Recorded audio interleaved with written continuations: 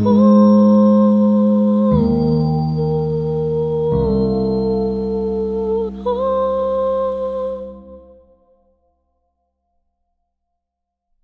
are going to have a distinguished lecture by Dr. Jammalamadaka Srinivas Garu, a Shastra scholar, traditionally trained in Nyāya and Vedanta.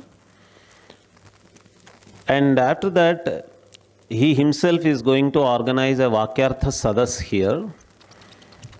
This Vakyartha Sadas is being organized by Indica here on the insistence by Sahana Singh ji. She wanted this to be a part of this conference here so that every one of you would have an opportunity to watch for yourself what a Vakyartha Sadas is, how it takes place, and all that. Jammalamadaka Srinivas Garu is the one who collected all these scholars for the Vakyartha Sadas. All the scholars are sitting there.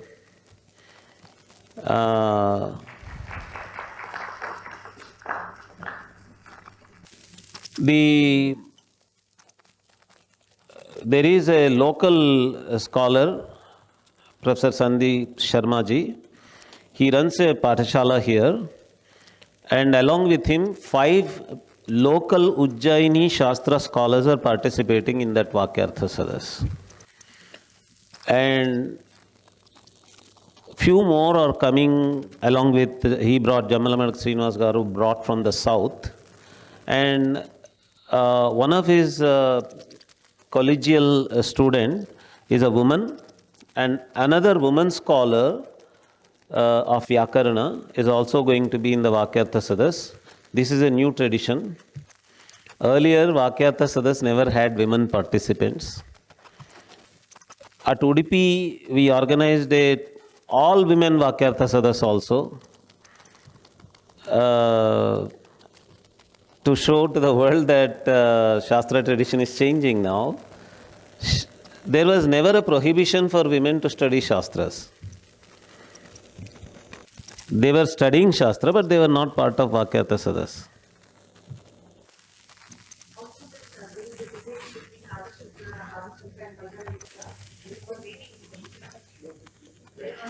Ubhaya Bharati, you want to know about that? No, actually, that's not representative of what was happening at that time. She was accepted as a judge or mediator for the debate. But the book which brings you this narrative, that itself doesn't say that there were all Vakyarthas or Shastrarthas that were happening only that way. Okay, but by the time we saw the Vakyartha Sadas earlier, it was not there, and gradually the change is taking place now.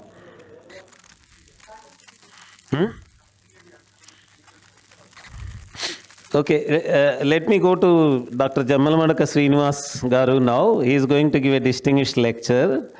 And these narratives, Gargi, Maitreyi, being mantra drashtas, all these, it needs a different kind of discussion. It needs a different kind of logic that we are talking about. So on one side of the argument, we enjoy saying that we had Gargi Maitreyi, we had Ubhaya Bharati and all that. But the picture is not as clear as that. There is a lot of scope for a debate there. What debate? Why? What is the basis? It is more nuanced. It's not as simple as, oh, we had everyone. Everything was there. It's not as simple as that. But, okay, let us see. On some other day, some other discussion, let us have a nuanced understanding of the whole picture. We were on the first day talking about Shruta Panditya. In Mahabharata, Shakuntala quotes Vedic lines while debating with Dushyanta, while arguing with Dushyanta. That doesn't mean that Shakuntala was sitting in the classroom of Kanva and learning Shastra from him. Hers was a Shruta Panditya, and that Shruta Panditya was never prohibited. My mother taught me Sanskrit to begin with. My mother's Sanskrit Panditya was Shruta Panditya. My father never taught making her sit in front of him in a classroom. He was teaching his students. My mother heard, became a Sanskrit scholar. Okay. Okay, so now let us move on to Dr. Jammalamadaka Srinivas Garu. He is a very rare breed of Shastra scholars. Both himself and his brother Jammalamadaka Suryanarayana Garu, they were first educated in English in the modern way. And his father, who is an Upasaka of Kameshwari, he brought both the children into Shastric education. And that twist of life history was our good fortune. Because they had a stint in this contemporary learning and contemporary education also, and then they become as rigorous as it is required in the Shastra tradition, we now have these two persons who are able to talk to us in our language, in the contemporary language. Now you can talk to him, use your lingo, idiom, English, contemporary jargon, talk to him, he can respond to you in your own language. That usually doesn't happen with any other Shastra scholar. So that probably Bhagavati had that plan that these two children had to go into that and come back to Shastra studies. Now it created this breed of scholars. And both of them became professors. They worked, Dr. Jammalamadaka Srinivas Garu worked as a professor at Kavikura Guru Kalidasa Sanskrit University. He is now coming back to his Kameshwari Pitha. And one good news for most of you is that these two people are running an online English medium Shastra training class. If you are a Carnatic musician, would like to learn Sanskrit, there is a course by them, Sanskrit for Carnatic musicians. If you are any other thing and would like to learn Sanskrit, they would say Sanskrit for, say, Purohitas. Sanskrit for Purohitas.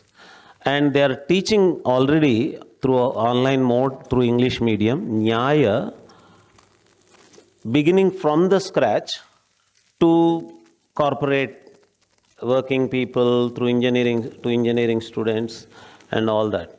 So, a wonderful opportunity that they are creating. They were editors of an alternative to Wikipedia, a Hindu alternative to Wikipedia. They contributed many wiki pages in that alternative wiki page. Dr. Srinivas Jammalamadaka studied Nyāya-śāstram under Sri Ambadipudi Radhesham Shastri, Advaita Vedanta under Sri R. Manidravada Shastrigal, and Vyakarana under Sri Ganti Dattatreya Murthy. He has completed the Tenali exams in Tarkashastra and appeared for the Tenali exams in Advaita Vedanta. He has completed MPhil and PhD in Nyāya-śāstram. He is presently the assistant professor at the School of Shastric Learning, Kavikula Guru Kalidas Sanskrit University, Ramtek. He has been conferred awards such as Tarkaratnam and Vidvanmani by Sri Kanchi Shankaracharya, Shastra Kalanidhi by Madhya Pradesh State Governor. He is going to talk today about learning traditions of Vedic and Shastric studies, an overview, the different curricula, syllabi, traditional Shastric learning syllabi and curricula of Shastric studies in all the traditional Shastras, Nyāya-mīmāmsā, Vedanta and Vyākaranam. विष्णुं शशिवर्णं चतुर्भुजं प्रसन्नवदनं ध्यायेत् सर्वविघ्नोपशान्तये अज्ञानतिमिरान्धस्य ज्ञानाञ्जनशलाकया चक्षुरुन्मीलितं येन तस्मै श्रीगुरवे नमः। गुरुर्ब्रह्मा गुरुर्विष्णुर्गुरुर्देवो महेश्वरः गुरुस्साक्षात् परं ब्रह्म तस्मै श्रीगुरवे नमः। Namaste. So I was set to actually give an introduction and overview about how actually the traditional Shastric and Vedic studies happen. And moreover, it's not about just giving an information about where do we start and how do we proceed, but is there any rationale for that, or is there any concept behind why do we start somewhere at point A and why do we head further? So I thought of just bringing contemplating upon the actual concept. Why? Because normally what happens is nowadays in pedagogy, by-hearting is prohibited by many, or it is being saying like, no, by-hearting is not a good thing to do while you're kids. You have to actually explain them to the concepts. So by-hearting is not that preferable and etc. So, but in the traditional learning, by-hearting is where we start actually. So why is that? Is there any rationale behind it? So these were all my thoughts. And why do we not start Shastra-adhyayana at a very tender age? Why is the Vedic learning is started with, and then further why afterward we proceed towards Shastric adhyayana and etc. So I thought of going around some of the content from Arthashastra and others where I can actually bring in some concept behind the whole this thing. So before going into the actual curriculum, where do we start and all that, I just wanted to just start with something which we can relate with. So this is a very famous this thing about data management and data science. Where do we start? So it's a DIKW pyramid, which is like data, information, knowledge, and wisdom. So how do it actually transcends from one level to the another? So data is just raw, unprocessed, information. It's just bytes and without any context. When you actually give some context to that data, it becomes information. So from information, when you internalize it, then it becomes knowledge. And knowledge is not sufficient. Again, another level of analyzation happens, which actually turns into wisdom, based on which we actually take our any judgments or anything. So it starts from very mundane things like whether you have to take an umbrella while going outside, to what you have to do in your career path next after completing your graduation and etc. So everywhere this structure is actually there. So there are many means how actually data actually transforms into information, that into knowledge, that into wisdom and etc. So first, and another thing that we have to understand here is internalizing of knowledge. That is, which we call it as, even we can call it as experiential knowledge. So knowledge, having knowledge peripherally is different from actually internalizing it, experiencing it. So one such as, we call it as muscle memory. So making into that level some things. So these happen in a very day-to-day issues like, whenever you see a snake while you're walking, you just stop. You don't need a process for that. You just see a snake, you stop because you have internalized, you have experienced the fear of actually getting bitten by a snake. So you got internalized, so you're just reacting to it. So these are very small things. But if we go into more deeper concepts about our Upanishads or anything, say, because like Brahma Bhavapatti, we say it as the experience of one's own self. So these are very distant and very abstract concepts, and they are all said to be Anubhavaika Vedyas. So even in the Upanishads also have a limit till which stage that the Upanishadic knowledge can take you is only till the Parokshanubhuti of yourself, not the Pratyakshanubhuti. Even then, because it is called as Advitiya Bhavapatti. So Advitiya means there should not be anything else So even Upanishad also becomes the Dvitiya. So you have to even renounce Upanishad also. Which knowledge actually has taken to you till that point, you have to even leave that, then only you can have the experience of yourself. So this is what is say. So so many things are actually like the Dharma-megha Samadhi or types of Samadhis. These are all actually given, they're all given a very great description, but you don't understand unless you actually follow those steps and experience for yourself. So experiencing knowledge is of the highest level. So where do we start? We actually start with collecting pieces of data. And then, we have to have, so it is a stepwise, you cannot actually, first you need to have some data based on which you have to make it or transform it into information, knowledge and wisdom. So where do you start? So that is why we start with by hearting in the tender age, because not that much of analytical skills that are there with the kids at that point in time. So we do have something like that. Yeah.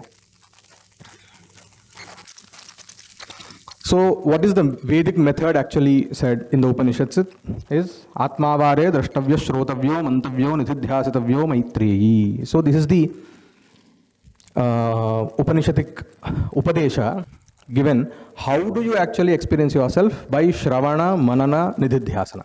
Why these steps? Why cannot be Nididhyasana, Manana and Shravana? Why should it start with Shravana? So what is actually Shravanam? What is Mananam? What is Nididhyasanam?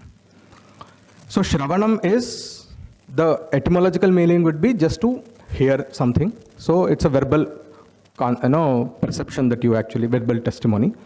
But it's not, we may not take it only as verbal testimony, we can take it as a preliminary knowledge. So in a classroom scenario, some abstract concept is actually introduced to the students for the first time in their life. The students don't ask any questions in the first lecture itself, because they need to actually they have to first actually know what the basic things are all about. So first what do? You have a preliminary knowledge. So after having the preliminary knowledge, you then start analyzing or validating that preliminary knowledge, whether that is logical, whether that has any reason behind it, and etc. So Shravanam is preliminary knowledge, and after that you are said to do Mananam. Mananam means Hetubhihi Anumatavyaha. This is what the Shastra says. So you actually validate that knowledge, the preliminary knowledge, with the logic, with the help of logic. Whether this is right or wrong, how could this be logically not, no, this could be not be right, because you are saying that something you can only experience. If you can only experience, then why are you actually saying it, and etc. So then you have to have lot of churning in that stage. So the purpose of Mananam is to actually get rid of all the doubts that emerge from the preliminary understanding. So you have to get rid of all the doubts in order to get to the Siddhanta or the boiled down content. What is it all about? So once you are through that phase, what happens is you actually at least get to know that, okay, this concept is all about this. So this is the Siddhanta. So this is the conclusion out of this. So then what you have to do, you have to internalize that knowledge. You have to take it to the level of the experience. So for that, what did you do? You do Nididhyasana. So Nididhyasana is actually Dhyana. So what is the definition given to Dhyana in the Shastras is Vijatiya Pratyaya Anantarita Sajatiya Pratyaya Pravahanukula Vyaparaha. So pondering upon one concept without the hindrance of the another concept. So you are just concentrating upon the outcome of your manana stage, so much so that you are not letting any other thought to come to you in that process. So once you are concentrating in that level, what happens is you actually internalize. That means, when do you know you are in the level of Nididhyasana is, someone asks you a question about your core topic, without any time, it just comes out naturally to you. The answer comes out naturally to you. So it happens to many people. So that actually is one of the symptoms that you have done this nididhyasana at least in that particular concept. So even when you are sleeping, you just awaken them and ask the question, they come up with an answer without any doubt, because that is because doubts are gone in the manana stage, and they have concentrated so that they actually experienced that knowledge. So it actually, this we undergo, it happens with many, but even in our Shastra-adhyayana, we had these instances where we used to actually have a debate, me and my brother. We used to not get to the conclusion, the doubt used to be there. And in Swapna, we used to get the answer. So you just wake up then and say, yeah, this is the, no, this is the answer for that. So that is how actually, that means you are so much connected to that particular topic that whether you are conscious or not, it doesn't matter, but the process actually happens inside, internally. So this is nididhyasana, where you actually own that actually knowledge. So owning the knowledge, experiencing the knowledge is the highest form of it, anything. So coming to this knowledge can be called even as prajna. In Arthashastra, the anvikshaki or the tarkavidya, the prayojana or the objective of it is to have prajna vakya kriya vaisharadyancha karoti. So this is what the Arthashastra says, Kautilya says. So prajna vaisharadyam, vakya vaisharadyam and kriya vaisharadyam happens if you actually undergo the study of anvikshaki. So what is prajna? Prajna is classified into two prajnas. One is sakhandopadhika prajna and the second one is akhandopadhika prajna. So what is sakhandopadhika prajna? The ability to define and express knowledge. And akhandopadhika prajna is experiential knowledge which cannot be expressed by a layman who doesn't has any training in the Shastras. So suppose I may actually ask you a question, whether you all experience sukha and dukkha. I think yes, everyone will experience, because that is the whole essence of day-to-day life. There are only two things that we actually experience in our day-to-day life, sukha and dukkha, and whatever we do, we try to achieve sukha and we try to abstain from dukkha. So this is what is all the life all about. If I ask you a question, can you define sukha? A person who is not trained in the Shastra cannot define sukha. He can say that sukha is this, sukha is that, but he cannot give a definition of sukha. So there are many experiential things in our life which are called as akhandopadhika prajna to us. So some of the knowledge is akhandopadhika prajna for us, which is inherent, which is natural to many people. And sakhandopadhika prajna happens by the training of the knowledge. So if you are trained in Nyāya-śāstram, you will be trained how to define things. What is the definition of a definition? So definition universally has a definition. What are the fallacies that may occur while defining things? How to actually abstain from them? So how to define things? So when you know that, then you can actually define what is sukha, what is dukkha. So very abstract things can also be put into a definition, very logical thing. So sakhandopadhika prajna is the actual objective of anvikshaki. So, but how, so there is a classification based on the prajna given in the Shastras. Lakshanajño nikrishtastu lakshya vedi cha madhyamaha ubhayam yo vijanati sa uttamaiti smritaha. So a person who is only having sakhandopadhika prajna, that is the bookish knowledge. So there are many people who actually can give you definitions like that, in like a river. But we may know that there could be many upanyasakas who will be actually giving you lectures on morals, but you see them actually not following them. So this is like a person with sakhandopadhika prajna. He is very good at presenting things, but he is not actually internalizing that knowledge. When you internalize the knowledge will not actually let you go beyond the moral. So if you internalize that moral, even in the subconscious level also, you react based on that moral. You reflect upon that. So that is when you actually own it. So a person with only sakhandopadhika prajna, that is called as lakshanajña. Lakshana means definition. So a person who can only define things and cannot experience the definitum or the subject of the definition, he is called as the Adhama Adhikari. And the Madhyama Adhikari is a person with only Akhandopadhika Prajna. So a very good example for this would be, there are many actually sadhakas in Bharata who actually stumble upon Samadhi Avastha. There are many yogis. Samadhi happens to them naturally. They go actually sit somewhere and it happens to them. They don't know that they were in Samadhi for past 20 days. Then they actually come to the real world and see what's happening with me.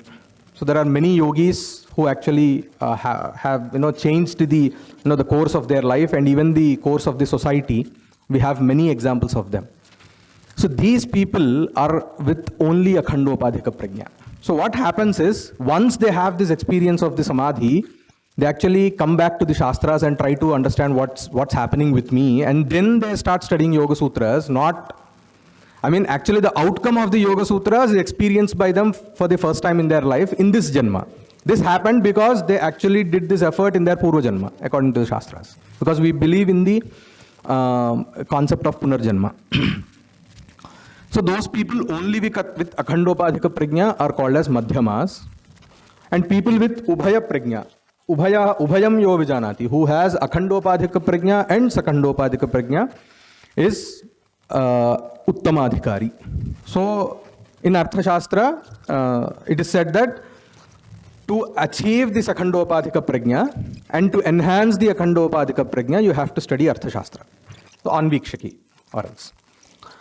So actually the why I bought this here is because to actually relate it to the journey of the training in Shastra and Veda, Vedic and Shastric learning.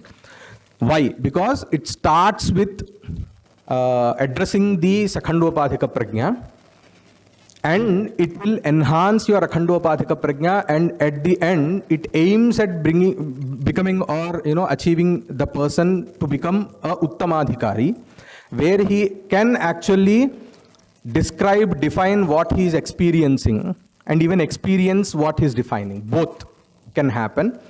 That is when all the outcome, so what is actually the highest achievable for anyone in the Sanatana Dharma is moksha. So what is moksha? Moksha is nothing but experiencing your own self. So this is experiential. So that is why it is called Anubhavavasana Vidya. It is not mere that you are a very great scholar, you can actually, without actually seeing any work, you can just cite them. That doesn't make you a great scholar. Unless and until you internalize it, you experience that. So this is the whole objective behind the Bharatiya Vidyas. It is not to address some social need or what nowadays we call it as, the demand from the market, and you actually address that demand by supplying with the people with certain, experiences. So here, I just tried to break it down into 3 phases of learning. So one from age 7 to 15, then phase 2 from 16 to 18 years, and phase 3 from 19 to 30 or beyond. We can take it as, this is just a broader this thing. So what happens in first phase is they by heart important texts. So they are actually building a very strong foundation of data. If we refer to the DIKW pyramid, so what are they doing is actually they are building a very good foundation of data which actually has to transcend to wisdom in their later life, and the wisdom, the reflection of wisdom should happen personally and even on the society, both the ways. So each and every person, according to the Shastras, what I feel is they have 2 journeys. One is a personal journey towards moksha, and the second journey would be as an entity of a society and what actually he is contributing to the society also. So both the needs have to be addressed, wherein actually the Vidya can actually give him, enable him. So in the second phase, they try to actually contemplate or validate or try to have, get the skill set. Preliminary understanding happens, and they will be given some understanding of the skill set where they can actually enhance their understanding in the further stages. In the third stage, refined understanding happens because they are having data, information and knowledge, and they are now actually being trained to actually transform that knowledge into wisdom. So I've just given taken three scenarios. This is very on a broader this thing I've taken because keeping the time in mind. So first is how the Shastradhyayana normally happens in a very, this is an ideal this thing. It's a roadmap. It is not possible for each and every student to have this roadmap, but this is the roadmap. In the first stage, from 7 to 15. Why 7? Because until 7, not much of focus is given to actually, they have to go under education, very serious, rigorous thing is not normally done because only after Upanayana at the age of 7 that happens, that starts, it's naturally. 5 or 7 you can take it as. Until then they are actually said to be brought up like kings. Until 5 to 7 years. So the kids are kings in the house. So they do whatever they want. They actually have to have their own, up to their will. Actually, maybe you will get to know what their basic character and personality are and etc. And on 7th, from starting from 7 to 15, Vedādhyayana happens. So which is the base fundamental understanding. So in Vedādhyayana what happens normally is they just by heart. They just by heart. Not an iota of what they're by hearting is being taught at that particular stage. And then Prātiśākhya is the grammar of the Vedas, a separate grammar. Other than the Paniniya grammar, we have Prātiśākhya grammar. So which actually addresses each and every linguistic aspect of particular Shakha of the Veda. They need to know this because for their further Adhyayana of the Padapāṭhaḥ and Vikṛtipātha, this Prātiśākhya-adhyayana is a very key to that. So what is Padapāṭhaḥ? So you have Samhita, Brahmana, Aranyaka and Upanishad as Vedas. So you have a Padapāṭhaḥ, that is the bifurcation of each and every Pada in the Samhita Patha, which is called as the Padapāṭhaḥ. So to know Padapāṭhaḥ, you need to know Prātiśākhya. So that is why Prātiśākhya is taught, then Padapāṭhaḥ. Then we have the Vikṛtipāthas, so which is called as Krama, Jata, Ghana, Shikha, Mala, Dandi and etc. And it is said that Ravana Brahma is the creator of this Vikṛtipāthas, where it is more like a 1, 2, 2, 1, 2, 2, 3, 3, 4. So it goes like that. So this is actually another step to strengthen the by-hearting thing. So you are actually playing with the words.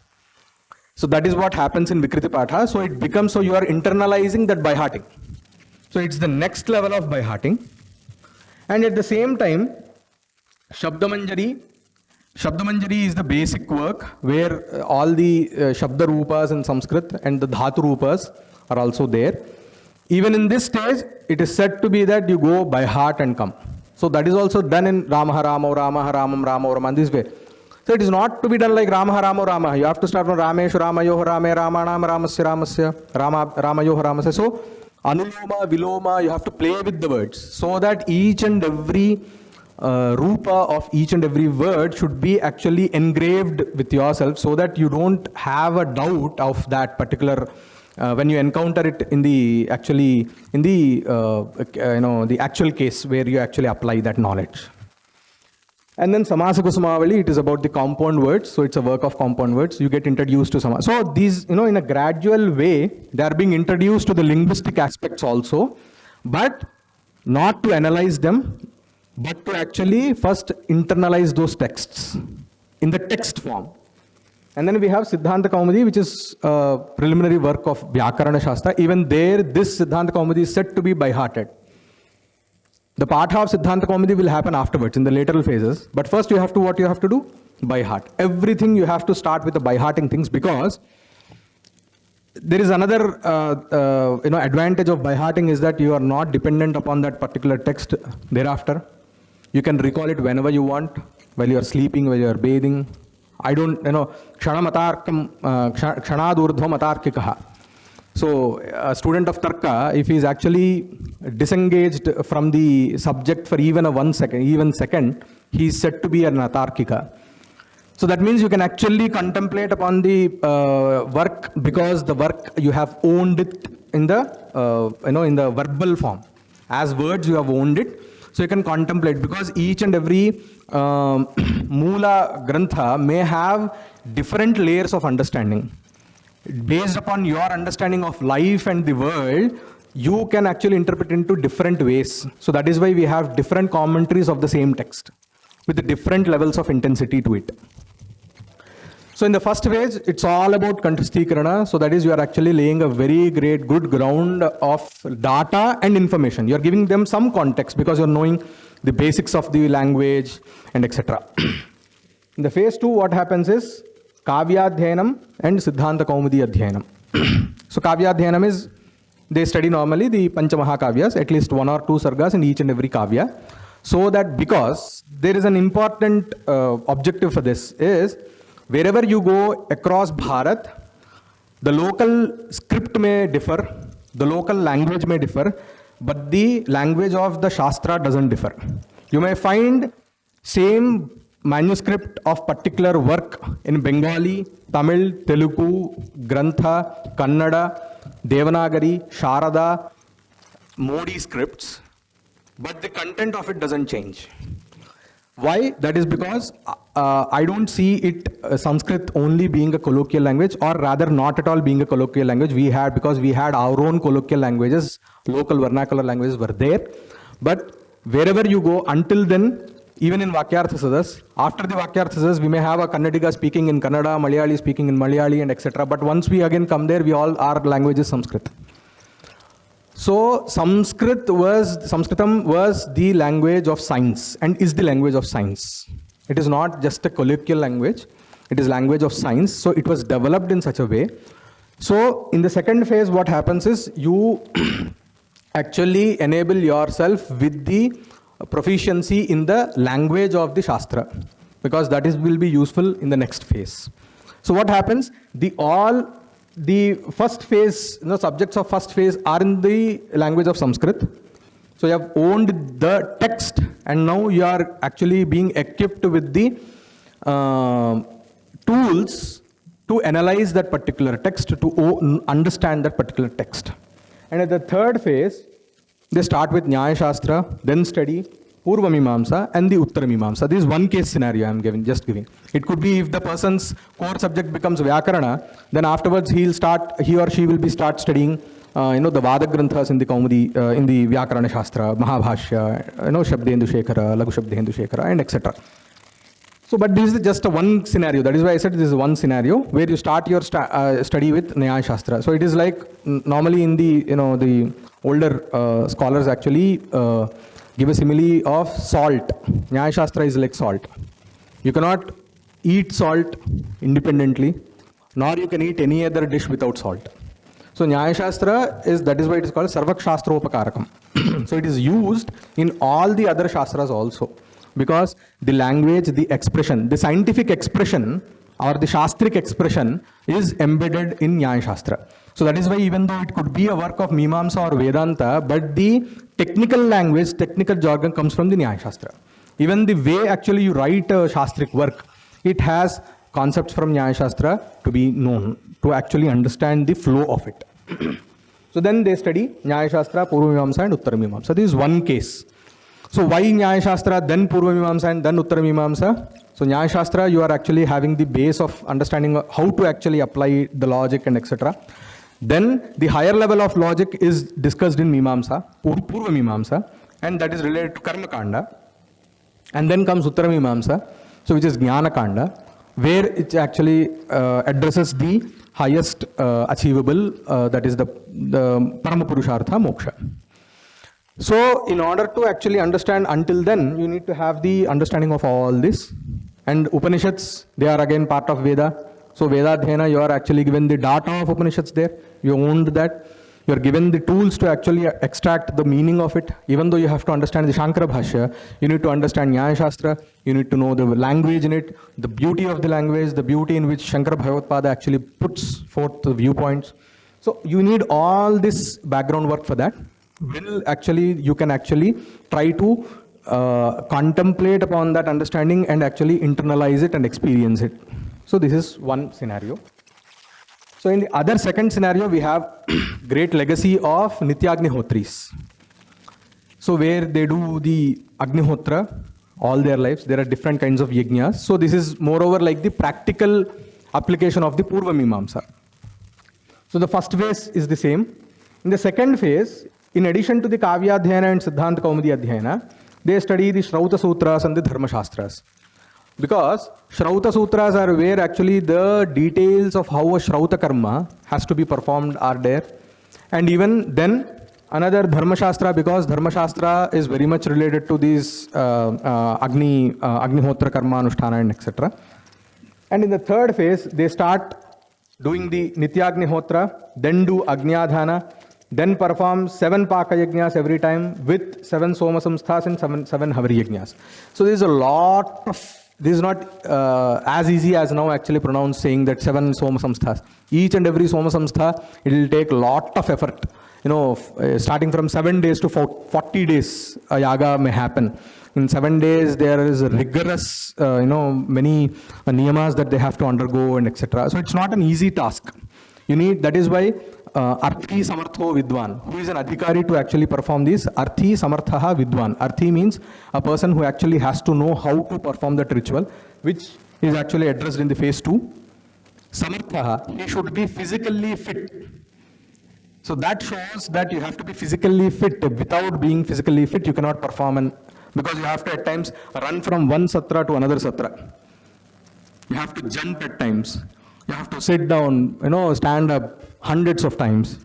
So you need to have a lot of physical stability and physical fitness has to be there. And vidwan, arthi samartha, arthi means you need to have the desire to actually perform that particular ritual. So this is the second case scenario. And the third one is where the another this thing of the advanced study of Vedic knowledge is Vedādhyayana. So in that, with the Kāvya-adhyayanam and Siddhāntakaoumudī, then they actually study the other Vedangas. We have 6 Vedangas. So Siksha, Kalpaha, Vyakaranam, Chandaha, Niruktam, Jyotisham. So actually they study all these. So even now we are actually fortunate to have this tradition of Dashagranthi Ghanapathis. So where Dashagranthi means all the 6 Sharangas and the 4 parts of Veda. It is called as Dashagranthi. So even in Maharashtra and Tamil Nadu, we now do have Dashagranthi Ghanapathis who actually master all the aspects of Vedic realm. So once they actually understand, they go through all this in the second phase. In the third phase, they actually study the Veda Bhashya. So the Veda Bhashya, before Veda Bhashya, there is another superlative, this thing called as Varanakramadhyayanam. So you have the Vikṛtipātha. Upon that, there is Varanakramadhyayanam, which is like each and every syllable in the word has a devata, adhidevata, pratyadhidevata, and the matra, whether it is 1 matra, 2 matras, 3 matras. So if it is Bharati, it is Bhakarottara, Akarottara, Repottara, Akarottara, Takarottara, Ikaraha, Ikarottara, Visargaha. So each and every Bhakara has a devata, adhidevata, pratyadhidevata. If it is Bha, it is 1 matra, A is 2 matras. So each and everything of each and every syllable in the Samhita is Varanakrama. They master that. So after Varanakramadhyayana, they do Vedādhyayana, which is the commentaries of the bhashyas of the particular Veda. So this is one aspect. So this is just 3 scenarios that I have taken, where one is Shastrādhyayana, one is Karmanushtana. So that is why if you actually see, here it is 20 to 25 the age, the phase 2. But in the phase 3, it is age 19 onwards. Because in order to complete all these, it will take around 70 years for you, 70 or 80 years. We do have, even now fortunately, we have people who are actually have done all these. And there are some youngsters in Tenali who have actually performed most of these kratus, and he's around, I don't think he's not more than 40 years. He's around 40. So there are people who are actually even now following these traditions and this rigor, with rigor.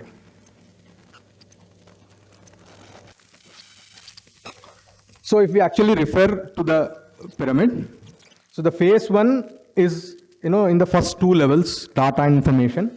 The phase 2 will address the information to transform into knowledge, and phase 3 will transform that knowledge into wisdom, where you actually can internalize and experience that particular knowledge. So this is what यदत्र सौष्ठवं किंचित् तद्गुरोरेव मे नहि, यदत्र असौष्ठवं किंचित् तन्ममैव न मे गुरोः.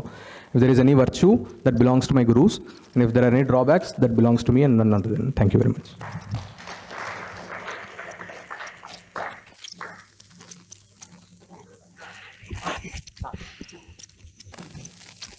Was it not amazing?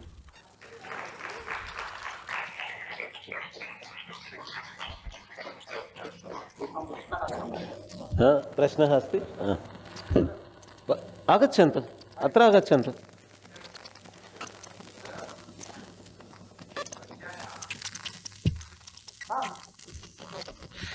Mic अस्ति?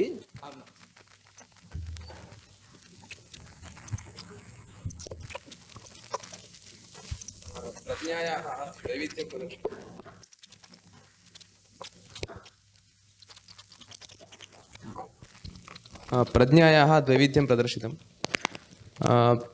तत्र एकः पुरुषः तादृशः यः केवलं शब्दान् जानाति, शब्दार्थान् वा जानाति. द्वितीयः पुरुषः तादृशः यः अनुभवति, नाम यः वक्तुं न प्रभवति. एवं अतएव मया उक्तं यः समाध्यवस्थाम् अनुभवति किन्तु न जानाति सः समाध्यवस्था. एवं तन्मध्ये काचित् अवस्था नास्ति वा? तादृशं ज्ञानं न भवति वा? यः एवम् अस्माकं नैसर्गिकरीत्या अस्माकं कथमस्ति इत्युक्तौ अस्माकं केचन विषयाः अखण्डोपाधिकप्रज्ञायाम् अन्तर्भवन्ति. यथा सुखम् अनुभवामः, दुःखम् अनुभवामः, तत्सर्वम् अखण्डोपाधिकप्रज्ञायामेव अन्तर्भवति. कांश्चित् विषयान् वयं निर्वक्तुं प्रभवामः, यत् इदं नाम किम् इत्युक्तौ वक्तुं शक्नुमः. इदं तु नैसर्गिकमस्ति, किन्तु अत्र कीदृशी प्रज्ञा बाहुल्येन अस्ति. यदि अखण्डोपाधिकप्रज्ञा बाहुल्येन अस्ति, यतः नैसर्गिकतया तु सर्वेषाम् उभयप्रज्ञा तु भवति.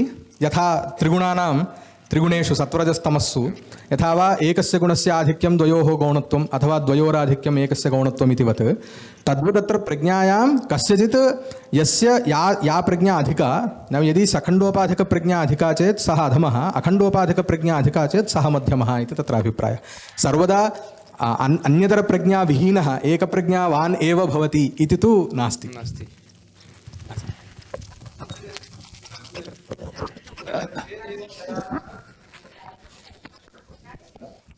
किञ्चित् प्रष्टव्यमस्ति.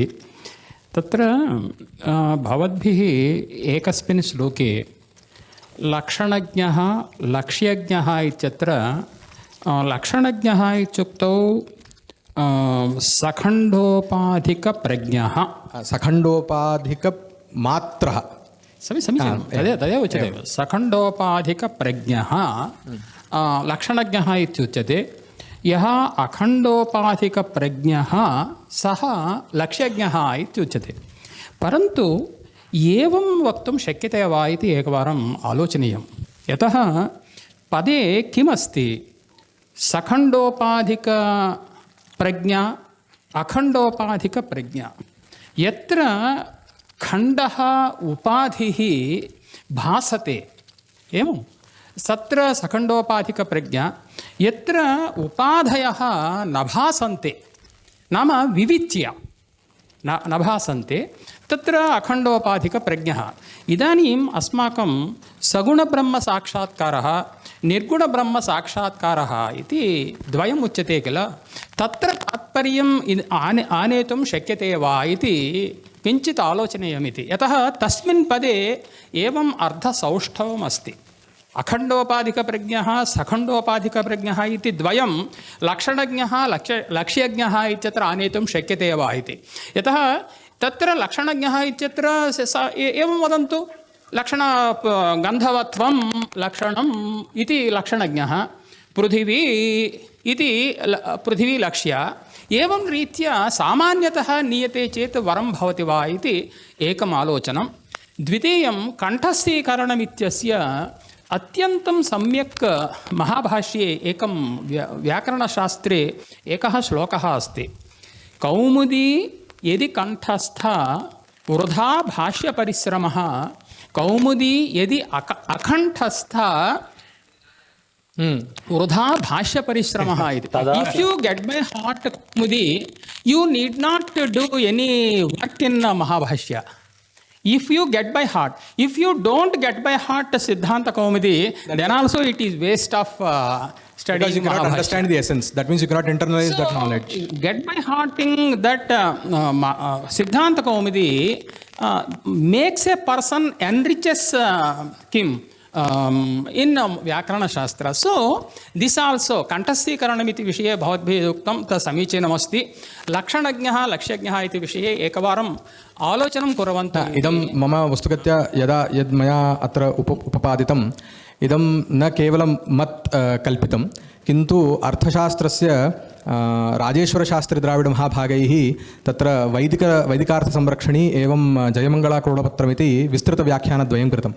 तत्र प्रज्ञावाक्यक्रियावैशारद्यञ्च करोति इत्यस्य व्याख्यानावसरे अमुमेव श्लोकमुक्त्वा अस्य विवेचनरीत्या अखण्डोपाधिकप्रज्ञा सकण्डोपाधिकप्रज्ञा इति उक्तं. मम तु एवं भाति यत् तत्र अखण्डोपाधिः इत्यनेन किमपि प्रेतं यथा इदानीं सुखमस्ति तत्र यथा उपाधिः नाम तत्र लक्षणतावच्छेदकः कश्चन असाधारणधर्मः अस्माभिः शास्त्राध्ययनेन विना अस्माकं तु नैव सम्भवति. समीचीनं तदेव उक्तं भवति. तदेव उक्तं मया. सगुणब्रह्मसाक्षात्कारः इत्युक्तौ सविशेषं सुखं सविषयकं सुखं सगुणब्रह्मसाक्षात्कारः इत्युक्तौ निर्गुणब्रह्मसाक्षात्कारः इत्युक्तौ निर्विशेषं सुखं. तदेव मयापि उक्तम्. एवञ्च किं तत्र किमस्ति यः लक्षणज्ञः सः अधमः यः लक्ष्यज्ञः नाम यस्य अखण्डतत्त्वसाक्षात्कारः अस्ति अखण्डोपाधिकब्रह्मसाक्षात्कारः अस्ति नाम किं तत्त्वमसि इति महावाक्यजन्यवृत्तिरपि नष्टा. वृत्तिरपि नष्टा यस्य पुरुषस्य तस्य सः लक्ष्यज्ञः परन्तु भवद्भिः किम् उक्तं सः मध्यमः इत्येवं मध्यमः इत्येव प्रश्नः. यस्य अखण्डब्रह्मसाक्षात्कारः जातः यस्य निर्विशेषं सुखं जातं निर्विशेषं सुखं जातमित्युक्तौ लब्धमिति नार्थः निर्विशेषकसुखस्वरूपः जातः आनन्दस्वरूपः जातः. एवञ्च तत्र महान् अर्थः अस्ति. इदानीं भवद्भिः इदं पदं प्रयुक्तं किम् अखण्डोपाधिकप्रज्ञा इति पदं प्रयुक्तं. तस्मिन् पदे बहु महान् अर्थः अस्ति. सः तां प्रज्ञां यः जानाति सः मध्यमः इत्युक्तौ तत्रैव क्लेशः अनुभूयते. एकवारं तत् व्याख्यानमपि एकवारम् आलोचनीयम् इति केवलं भाति. तथा नास्ति. एवमेव उक्तं यः लक्षणज्ञः सः अधमः केवलं लक्षणज्ञः.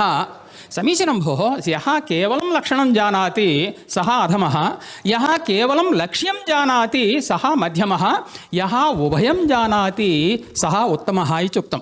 तत्र इदमेव उक्तं भोः. तत्र यः लक्ष्यं जानाति चेत् तत्रैव क्लेशः. यः अखण्डब्रह्मसाक्षात्कारसम्पन्नः इत्यर्थः भवद्भिरुक्तः अखण्डोपाधिकप्रज्ञावान् इति भवद्भिरुक्तं. केवलप्रज्ञावान् इत्युक्तौ तु संशयः एव नास्ति शङ्का एव नास्ति क्लेशः एव नास्ति. परन्तु सः कीदृशी प्रज्ञा सा अखण्डोपाधिकप्रज्ञा नाम निर्गुणब्रह्मसाक्षात्कारः इति वृत्तिरपि नष्टा. अत एव तस्य विवरणं दत्तम्. अखण्डोपाधिकप्रज्ञा इत्यनेन निर्गुणब्रह्मसाक्षात्कारादिकं नैव स्वीकर्तव्यं. विषयसाक्षात्कारः व्यावहारिकविषयाः इदमपि मया श्रुतम्. अखण्डोपाधिकब्रह्मप्रज्ञा इत्युक्तौ एवम् अर्थः इति. परन्तु तादृशः अर्थः अनेन पदेन नैव लभ्यते. तत्र अखण्डपदमस्ति भोः. अखण्डपदमस्ति. भवद्भिः यद् व्याख्यानं कृतं तस्मात् पदात् नागच्छति. अतः एतत् पदं तत्र त्यक्त्वा अन्यथा व्याख्यानं क्रियते चेत् लक्षणज्ञः लक्ष्यज्ञः इत्यत्र अन्यथा व्याख्यानं क्रियते चेत् इतोपि वरं भवति इति मम. एतादृशशब्दाः मया न कल्पिताः. समीचीनं. योगभाष्य समीचीनं एते शब्दाः समीचीनं. योगभाष्ये केन अभिप्रायेण उक्तम् इत्यपि अस्माभिः विवेचनीयं भवति इति वक्तुमेव मम तात्पर्यम्. अत्र तु प्राथमिकस्तरे परिचयार्थम् अत्र समीचीनं. तत्रैव क्लेशः अस्माभिः अनुभूयते. तत्र अखण्डोपाधिकप्रज्ञा यस्य भवति सः ब्रह्मस्वरूपः परमात्मस्वरूपः सः तत् वस्तुतः वेदान्तवासनया तथा भाति आचार्य किन्तु अत्र किञ्चित् समीचीनं तद्विना किञ्चित् द्रष्टव्यम् इति मम परन्तु आशयः पदे योजनं कर्तव्यं किल भवद्भिः अखण्डोपाधिकप्रज्ञा इति पदे योजनं कर्तव्यं किल ओके